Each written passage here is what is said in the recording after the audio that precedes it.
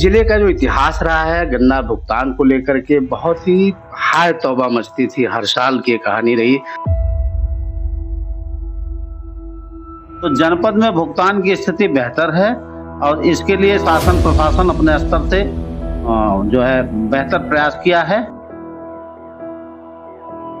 और इस बार चूंकि सबसे बड़ी और अहम बात यह है कि पिछले सत्र का एक भी रुपया किसी भी चीनी मिल पे किसानों का बकाया नहीं है।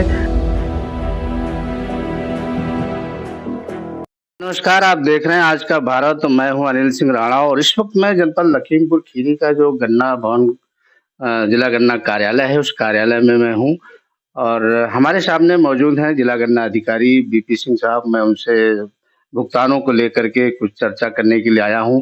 इस जिले का जो इतिहास रहा है गन्ना भुगतान को लेकर के बहुत ही हाय तौबा मचती थी, हर साल की कहानी रही।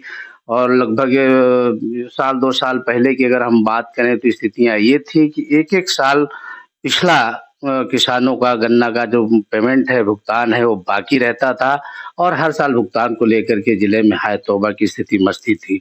लेकिन इस बार की स्थिति कुछ ऐसी चौंकाने वाली है जो मैं आपको बताऊंगा और हमारे सिंह साहब भी बताएंगे। इस बार जो गन्ना भुगतान की स्थिति है वो बहुत ही बेहतर स्थिति में आ गई है, जिसकी मतलब लोगों ने यहाँ तक कि किसानों ने कल्पना तक नहीं की थी कि सेम सत्र का भुगतान और आप ये समझ लीजिए कि नवंबर तक का भुगतान। कुछ चीनी मिल ऐसी हैं जो 4 मार्च तक का भी भुगतान किसानों के खाते में भेजा जा चुका है। ये कैसे संभव हो पाया और इसके पीछे क्या रणनीति रही और किस रणनीति के तहत हमारे जिला गन्ना अधिकारी ने काम किया, हम जानने का प्रयास करते हैं।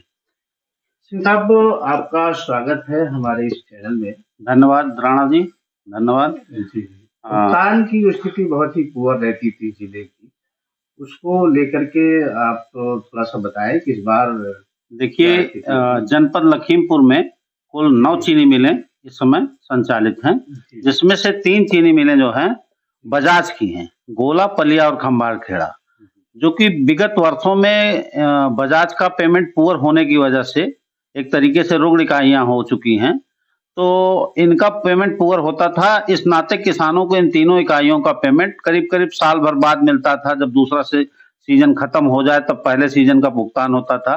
किंतु सरकार और प्रशासन ने अपने स्तर से प्रयास करके ये पैसा कुछ जो इनका रुका हुआ था वो भी ला करके किसानों में वितरण हुआ, जिससे ये पिछले सत्र का तो संपूर्ण भुगतान कर चुकी हैं और इस सत्र का भी भुगतान इन्होंने चालू रखा है। और सच्चाई ये है कि जब हम अजबापुर चीनी मिल और गोला, अजबापुर, कुंभी और गुलरिया और आयरा की बात करते हैं और 2 कोऑपरेटिव चीनी मिलें हैं, इनका भुगतान बेहतर है और 4 मार्च तक का भुगतान अजबापुर ने और गुलरिया ने और कुंभी ने कर दिया है। कोऑपरेटिव की चीनी मिलें भी 80% से भुगतान कर रही हैं।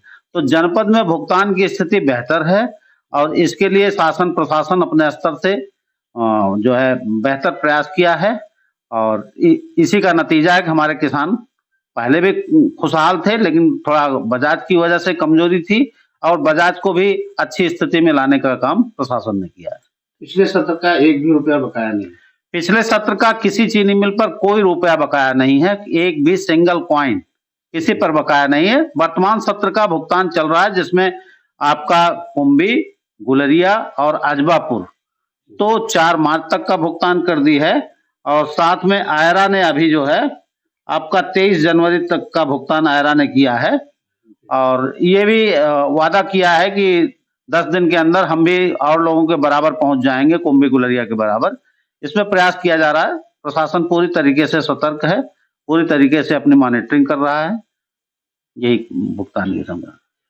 तो ये थे जिला गन्ना अधिकारी सिंह साहब हमारे साथ।